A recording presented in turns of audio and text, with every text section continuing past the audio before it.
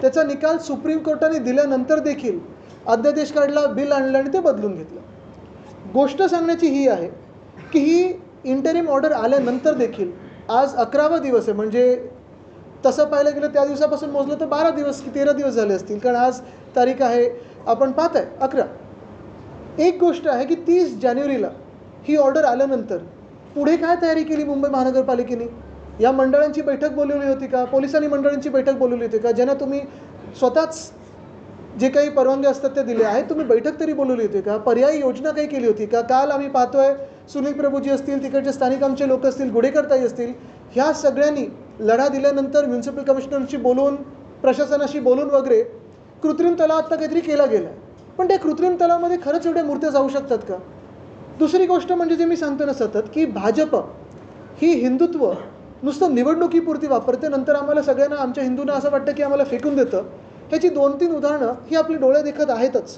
पहिलं म्हणजे गणपतीच्याच बाबतीत, गणपती बाप्पाच्याच बाबतीचं उदाहरण द्यायचं तर पहिलं उदाहरण हेच आहे की मागच्या सरकारच्या वेळी आपल्याला आठवत असेल 2023 साली की 22 साली जे सरवणकर ज्यांनी गणपती बाप्पाच्या मिरवणुकीत, जसं परवा आपण पाहतो जी अडवणूक झाली, तसंच ह्याच सरवणकरांनी, जे आमदार होते, एकनाथ शिंदेचे आमदार होते, त्यांनी मिरवणुकीवर बंदूक रोखली होती. त्यांनी पोलीस स्टेशनमध्ये जाऊन गोळी चालवली. तत्कालीन गृहमंत्री जे आता मुख्यमंत्री ते सांगतात की गोळी चालली, पण कोणी चालवली हे मला माहिती नाही, ह्याचा अजून अभ्यास चालू आहे. खरं तर सरवणकरांवर UAPA सारखा कायदा, अतिरेक्यांचा कायदा लागू झाला पाहिजे होता, कारण हिंदूंवर त्यांनी बंदूक रोखली होती. स्वतःला हिंदुत्ववादी सांगणारं सरकार, ह्याच सरकारने सरवणकरांना सिद्धिविनायक मंदिराच्या न्यासाचं अध्यक्ष केलं होतं. तसंच जर पाहायला गेलं तर निवडणुकीच्या मतदानाच्या 1 दिवसाआधी भाजपच्या काही ट्रोल्सनी चालवलं होतं की आता वक्फ बोर्डनी सिद्धिविनायकची जागा मागितलेली आहे. म्हणजे एका बाजूला ज्यांनी बंदूक रोखली गणपती बाप्पाच्या मिरवणुकीवर, घाणेरड्या शब्दांचा वापर केला, पिता पुत्र दोघंही त्याच्यात, तो व्हिडिओमध्ये पण आहे, मला वाटतं आपण सगळ्यांनी तो व्हिडिओ दाखवलेला आहे. त्यांना तुम्ही सिद्धिविनायकाचं अध्यक्ष करता, त्या न्यासाचे अध्यक्ष करता. दुसऱ्या बाजूला मतं मिळवण्यासाठी आणि भीती निर्माण करण्यासाठी तुम्ही सांगता की वक्फ बोर्डने आता ही जागा मागितलेली आहे. आणि तिसऱ्या बाजूला गणपती बाप्पाच्या सणामध्ये आणि मागी गणपतीमध्ये आता हे तुम्ही कालच्या मूर्ती अडवण्याचं आणि अजूनही विसर्जन झालेलं नाही आहे, असं दुर्दैव मी कधीही आपल्या राज्यात पाहिलं नाही. एक प्रखरपणे दिसतं याच्यात की मराठमोळे जे सण आहेत, मराठमोळे जे हिंदुत्व आहे, ते भाजपला पुसून काढायचं आणि म्हणून भाजप गप्प आहे. तसं भाजपची ही दुतुंडी भूमिका जी आहे, दुटप्पी भूमिका जी आहे हिंदुत्वाबद्दल, ती जगजाहीर आहे. इथे काही उदाहरणं माझ्याकडे आहेत ना. ही बघा, हीच बातमी आत्ता 3 फेब्रुवारी 2025ची आहे. ही गोव्यामधली आहे. एका बाजूला आम्हाला सांगतात की भाजप हिंदुत्ववादी आहे, पण Goa exporting beef to Middle East why Goa meat complex. गोव्यामध्ये मीट कॉम्प्लेक्स आहे, जिथून इराक वगैरेला बीफ पाठवलं जातं. आणि ही भाजप आम्हाला हिंदुत्व शिकवायला निघालेली आहे. तसंच जर पाहायला गेलं तर दुसरी बातमी आहे, म्हणजे आपण गेलं पूर्ण वर्ष आपल्याच माध्यमातून ऐकत होतो की बांगलादेशमध्ये हिंदूंवर अत्याचार होत आहेत, हिंदूंना तिथे सतवलं जातं आहे. पण त्याच बांगलादेशबरोबर ह्याच BJPच्या BCCIनी क्रिकेट देशात येऊन खेळून दाखवलं. त्याच बांगलादेशला ही आता पहिली बातमी तर 27 डिसेंबर 2024ची आहे, म्हणजे मागच्या काही 1 महिन्यातली. 2 लाख टन बांगलादेशला आपण भात एक्सपोर्ट करत होतो, तांदूळ एक्सपोर्ट करत होतो. म्हणजे आपण पहा, एका बाजूला आपल्याला खेळवत राहायचं, आपण सारे हिंदू आपली मतं मिळवण्यासाठी भाजप आपल्या मनामध्ये भीती घालणार की आता बांगलादेशी आले, आता रोहिंग्या आले, आता अमुक झालं, आता बांगलादेशमध्ये तिथे काहीतरी होतंय. ते सगळं दाखवून आपल्याकडे हिंदू मुस्लिम दंगली करणार. ते सगळं करून आपल्याकडे वातावरण एकदम संवेदनशील करून ठेवणार, मतं मिळवणार. पण तिथे दुसऱ्या बाजूला बांगलादेशबरोबर क्रिकेट खेळणार, 2 लाख टनाचं तिथे तांदूळ पाठवणार. आज आपण पाहतो ना, म्हणजे निवडणूक आली की परत एक विषय येतोच सगळीकडे की रोहिंग्या देशात घुसलेत, बांगलादेशात घुसलेत. जसं ट्रम्पनी पहिल्या दिवसापासून ते त्यांच्या देशात घुसलेले, आता खरं तर आपल्या देशातले पाहिले असतील तर नागरिकांना बेड्या हातापायात घालून परत त्यांच्या विमानाने पाठवलं. कोलंबियासारखं आपण विमान पण नाही पाठवलं. तसं तुम्ही ह्या गेल्या 10 वर्षामध्ये ह्या बांगलादेशच्या विषयावरनं राजकारण आणि आरोप सोडून कधीही केंद्र सरकारला ॲक्शन मोडमध्ये पाहिले का? किती बांगलादेशी परत पाठवले, किती विमानं बांगलादेशांची परत पाठवली, ट्रेननी पाठवली, विमानाने पाठवलं, चालत पाठवलं, काही असेल, पण पाठवताना पाहिलं आहे का? आणि हे सगळं होत असताना जे मी सांगितलं ना की कुठे ना कुठेतरी याचा पुढचा मार्ग काय, हे मुख्यमंत्र्यांनी आम्हाला सांगणं गरजेचं आहे. कारण आज हा विषय तर आहेच, म्हणजे हा लोकांसमोर विषय आहे की भाजपच्या राज्यामध्ये गणपती बाप्पाच्या मिरवणुकीला रोखलं गेलेलं आहे, विसर्जनापासून रोखलं गेलेलं आहे. आणि तसंच आता पुढचा प्रश्न हाच येणार आहे की जर हे मागी गणेश उत्सव होत असेल तर गणपतीचं जेव्हा आपलं सण येईल तेव्हा मग मोठी मंडळं काय करणार आणि त्यांना तुम्ही काय नक्की मार्गदर्शन करणार आहे हे आम्हाला मुख्यमंत्र्यांकडूनच ऐकायचं आहे, दुसऱ्या कोणाकडून ऐकायचं नाही. आणि तुम्ही काय सांगितले मंडळांना की कृत्रिम तलावातच विसर्जन? बघा, आम्ही काय मंडळांच्यात अजूनही चर्चा सुरू आहे, त्यांच्यामध्ये चर्चा चालू आहे. अजूनही माझ्या कानावर जे येते ते पोलिसांकडून खूप दबाव आहे, DCP वगैरे फोन करतात सतत की विसर्जन करा नाही तर कंटेम्पची केस टाकू. हा देखील दबाव कशावर आणतायत आणि कशासाठी आणताय तुम्ही? ही काय मंडळं कुठून बांगलादेशमधून आली आहेत का? तुमची भूमिका काय की आज विसर्जन? आमची भूमिका स्पष्ट आहे. पहिली गोष्ट म्हणजे कोर्टासमोर या सरकारने हा विषय मांडणं गरजेचं होतं की आता मागी गणेश आहे, इथे जर आम्हाला सूट द्या. दुसरी गोष्ट म्हणजे मुख्यमंत्र्यांनी ह्या मंडळांना बोलून घेतले का ऐकायला? पोलिसांच्या वतीने ते दबाव टाकतात, पोलिसांच्या माध्यमातून दबाव टाकतात, स्वतः कधी ऐकणार आहेत? जे जगभर फिरत असतात, देशभरात फिरत असतात, मग कुठचं इकॉनॉमिक काउन्सिल असेल तसं असेल, तिथे हिंदुत्वाबद्दल बोलतात, पण आपल्याच राज्यामध्ये हिंदू सण साजरे होऊ शकत नाहीत, विसर्जन नीट होऊ शकत नाही, ह्याच्याबद्दल कोण काय बोलणार? बघा, तुम्हाला सांगा, मार्ग निघू शकतो ह्याच्यातून, पण चर्चा तर करा, बोलून तर घ्या. या उपनगरात 2-2 पालकमंत्री आहेत, एक सोडा 2-2 पालकमंत्री आहेत, दिसतात का कुठे? थोड्या वेळात निघेल, तुम्ही काय आमचा आता पाठिंबा आहेच. पण तुम्हाला अजून एक सांगतो मी, बघा, ह्याच्यात एक गोष्ट मान्य आहे की दुसऱ्या दिवशी जे आपण पाहतो, जे गणपती बाप्पाचं जे आपण विसर्जनाच्या नंतरचे चित्र पाहतो ते दुःखदायी असतं, दुर्दैवी असतं.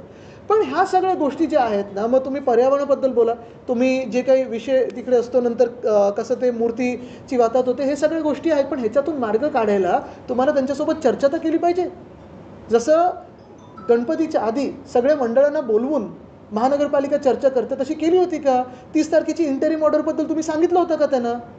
काहीतरी माध्यम काढायला पाहिजे, मध्यमार्ग काढायला पाहिजे, कोर्टासमोर मांडा की हे एक विसर्जन होऊन जाऊ द्या, आम्ही सगळ्यांना घेऊन बसतो. पूर्ण बहुमत सरकार आहे, त्यामुळे कुठेतरी गांभीर्य कमी झालं हिंदू. नाही, मी तुम्हाला एकच सांगतो, भाजपचं पूर्ण बहुमत असू दे, अर्ध बहुमत असू दे, हिंदूंचा वापर फक्त निवडणुकीसाठी करतं भाजप, इतर वेळी करत नाही. सर, काल पालकमंत्री एकनाथ शिंदे यांनी खरं तर स्वतःहून सर्व मंडळांना भेटीसाठी बोललं होतं, परंतु तब्येत बहिणी हे कारण देऊन त्यांची भेट नाकारली. निश्चितपणे, कारण त्यांना माहिती आहे की ज्यांच्या हातात खरी काही पावर त्यांच्याकडेच जातील ना, ते ज्यांना त्यांच्याच समित्यांमधून डावलतात त्यांच्याकडे कशाला जातील? सर, हिंदी में बताइए, तुम्ही या समितीबद्दल बोलतायत, या नियमांमध्ये बदल करून आपत्ती व्यवस्थापन समितीत एकनाथ शिंदेना परत आणण्याचा गावाला जायची धमकी दिली असेल. नाही, पण आधी ते नव्हते, म्हणजे म्हणूनच मी सांगतो ना, रुसून गावाला जायची धमकी दिली असेल म्हणून तर घेतलं असेल परत, पण आधी डावललं ना, हे सत्य गोष्ट आहे ना. पालकमंत्री पदावरून पण वाद, DPDCची बैठक झाली रायगडच्या, तिथेही तिन्ही नेते उपस्थित. अतिशय दुर्दैवी आहे की एका महिला मंत्र्याच्या हाताखाली त्यांना काम करायचं नाही आहे, अतिशय दुर्दैवी आहे. आणि तसं पाहायला गेलं तर युवा मंत्री आहे, महिला मंत्री आहे, त्यापेक्षा नेमले कोणी? तुमच्याच सरकारने नेमले ना, की आम्ही नेमून दिलं त्यांना. पण हा जो एक आगाऊपणा पण आणि इगोसेंट्रिकपणा जो आहे ना त्यांचा, एकनाथ शिंदे गटाचा, तोच मला वाटतं भाजप आता त्यांना बाजूला ठेवायचा प्रयत्न करत आहे. कारण लोकांना दिसतं हे भांडणं काही जनतेच्या सेवेसाठी नाही आहेत, ही भांडणं सगळी स्वतःच्या स्वार्थासाठी आहेत. सर, हिंदी में बताइए, चारकोप और कांदिवली में गणेश आइडल को विसर्जित करने पे रोका गया, इस पे क्या मांग है आपकी? हमारी मांग साफ है, स्वच्छ है. यही बात है कि जब ये इंटरिम ऑर्डर आई, 30 जनवरी को इंटरिम ऑर्डर आई, और उसी के बाद 1 तारीख से मागी गणेश का जो उत्सव है वो शुरू हुआ था. परसों विसर्जन को रोका गया, और इसमें दुर्भाग्यपूर्ण चीज़ यही है कि ये जो भाजपा खुद को हिंदुत्ववादी कहती है, सिर्फ चुनाव के दरमियान हिंदुओं का इस्तेमाल भाजपा सिर्फ चुनाव के लिए करती है, अदरवाइज़ हिंदू की तरफ देखती भी नहीं है. इसमें बहुत सारे उदाहरण हैं, लेकिन सबसे पहला और प्रथम उदाहरण यही रहेगा कि विसर्जन को रोका गया. आज भी पुलिस का इस्तेमाल करके धमकियाँ दे रहे, दबाव डाल रहे कि विसर्जन कीजिए, वो भी आर्टिफिशियल पॉन्ड में कीजिए. बात स्पष्ट है, इंटरिम ऑर्डर 30 जनवरी को आए, जिन्होंने इन्हीं मंडलों को परमिशंस दिए, फिर वो पुलिस हो या फिर BMC हो, क्या वो बात नहीं कर सकती थी इन मंडलों से? क्या वो कोर्ट के सामने ये इशू नहीं रख सकती थी कि अभी ये उत्सव जारी है, इसके बाद हमें इस पर निकाल लेने दीजिए? तो ये सारे मामले तो है, और यही भाजपा जो हमें कहती है कि हम हिंदुत्ववादी है, इसी भाजपा ने जिस बांग्लादेश में हिंदुओं पे अत्याचार हो रहे, उसी बांग्लादेश को 2 लाख टन का चावल भेजा गया, उसी बांग्लादेश के साथ क्रिकेट खेला. ये जो भाजपा हमें कहती है कि हम हिंदुत्ववादी है, उसी भाजपा के राज्य में गोवा से इराक को बीफ एक्सपोर्ट हो रहा है. यही भाजपा का हिंदुत्व है, सिर्फ चुनावी हिंदुत्व है. सर ते तानाजी सावंत मुलगा डिप्रेशन मध्ये होता, मग बँकॉकला निघाला होता. तानाजी सावंत यांनी याचा गैरवापर करून वेटीस धरल्यासारखं वाटतं का? काय एक शेर तो दुसरा सवा शेर, एक गुजरातला पळाले, दुसरे बँकॉकला पळाले. एक तर काय त्यांचे नेते पण असेच गावाला पळत असतात ना, ते सगळं रुसून बिसून पण जास्ती मनातलं माझ्या ओळखून घ्या, मला बोलायला लावू नका, नाही तर भलती हेडलाईन होईल. शिवसेना एकनाथ शिंदे नेताओं ने ये सवाल उठाया है कि उनको BAPS अपॉइंट नहीं करने दिया जा रहा है. सीएम ने कहा है कि सिर्फ good character non corrupt BAPS ही आप अपॉइंट कर सकते हैं. इसको कैसे देखें? अभी गुड कैरेक्टर की भाजपा की क्या परिभाषा है वो भी जानना पड़ेगी, क्योंकि वॉशिंग मशीन में क्या गुड कैरेक्टर होता है वो भी एक है. लेकिन गुड कैरेक्टर के इस पे एक मंत्री को तो बाहर किया है, यूनिफॉर्म के स्कैम में जो अटके हुए थे. बहुत सारे अभी हो जाएंगे, आगे आगे देखिए क्या होता है. नाराज है आपको लगता है एकनाथ शिंदे बीजेपी में नहीं बन रही है ऐसी कोई सिंपल नहीं, चेहरा देख के तो वैसे कुछ हाव भाव का भी बदले ही नहीं है, तो लेकिन गांव जाएंगे तो पता चलेगा. लेकिन मैं बात आपको यही वापस लाना चाहता हूँ कि जो कल विसर्जन के दरमियान जो भी नोकझोंक हुई, जो पुलिस ने रुकाया ये विसर्जन को, ये दुर्दैवी है. और दुर्भाग्यपूर्ण चीज़ यही है कि भाजपा इस पे चुप है. Sir, you have been to foreign countries. You may have watched stand-up comedy. Few days back, India's Got Latent show was aired, and there's obscene language that's used about parental intercourse. What do you think of that? I think the obscene language is really very crass and uncalled for. The government must act and should act. But along with that, there is a so-called actor in Pune also who has used obscene language against Chhatrapati Shivaji Maharaj. He has also used obscene language against Mahamano Dr. Babasaheb Ambedkar. First, that man also should be arrested and shown what talking like this brings you in terms of your fate. But what do you think of freedom of speech being given a reason? I think firstly, freedom of speech also should be given to the people of Manipur who have suffered for the past 2 years, and nobody asked anything out of the Chief Minister of Manipur till he was made to resign yesterday. Apart from that, yes, freedom of speech has its liberties and restrictions, and the government must act in accordance to the constitution. Sir मराठीमध्ये सांगा की India's got latent मध्ये ज्या भाषेचा वापर करण्यात तेच ते पळाले नव्हते ना परवा काल चार्टरनी. सत्ताधारी नेत्यांच्या मुलाला शोधण्यासाठी ज्याप्रमाणे महाराष्ट्रापासून दिल्लीची यंत्रणा कामाला लागली, जनतेने पाहिलं. मात्र मुंबई असो किंवा महाराष्ट्रातील शेतकऱ्यांचे प्रश्न असो, मुंबईकर नाही, आता कोण हे सापडलं का पोलिसांना? जे तिकडचे नमिताताई ओरडत आहेत, जे दसजी ओरडत आहेत, आज पाहतो पण बीड पूर्ण आक्रोश करत आहे. सगळे पुरावे असताना देखील मंत्रिमंडळात काही हालचाल होत नाही. परभणीत देखील तसाच आक्रोश होत आहे. आणि दुर्दैव असे की मुख्यमंत्री काहीच बोलत नाही त्याच्यावर. अंजली दमन एवढे पुरावे देत आहेत, सगळे देतात ना, पण सरकारला काही फरक पडतोय का? ठीक आहे. एक महत्त्वाचं जसं मी सांगितलं ना की आम्हाला भाजपकडून ही अपेक्षा असेल आणि मुख्यमंत्र्यांकडून ही अपेक्षा असेल की पुढे आता जेव्हा गणपतीचं सण येईल तेव्हा मग हे POPचं काय करणार. आणि सगळ्यात महत्त्वाचं म्हणजे मध्यमार्ग काय. आत्ता हे विसर्जनाला जे अडवून ठेवलेलं आहे आपण, आणि जे दबाव यंत्र चालू आहे त्यांच्यावर, जे काही DCPकडून असेल, ACPकडून फोन वगैरे असेल, ते कधी बंद होणार आणि मुख्यमंत्री कधी फोन करणार. धन्यवाद. US president has signed a MOU. This is related Adani sir. मराठीत राहिलं. Sir, please आगे please. मराठी कलाकार सोलापूरकर यांनी या प्रकारे वक्तव्य केली. नाही, पहिलं अशा विकृत काही विचारांना झेल दाखवणं गरजेचं आहे. मग ते छत्रपती शिवाजी महाराजांबद्दल असं बोलणं असेल किंवा डॉक्टर बाबासाहेब आंबेडकरांबद्दल बोलणं असेल. एक महाराष्ट्राचं आराध्य दैवत, दुसरं महामानव आहेत ज्यांनी आपल्याला स्वराज्य दाखवलं आणि संविधान काय असतं हे दिलं.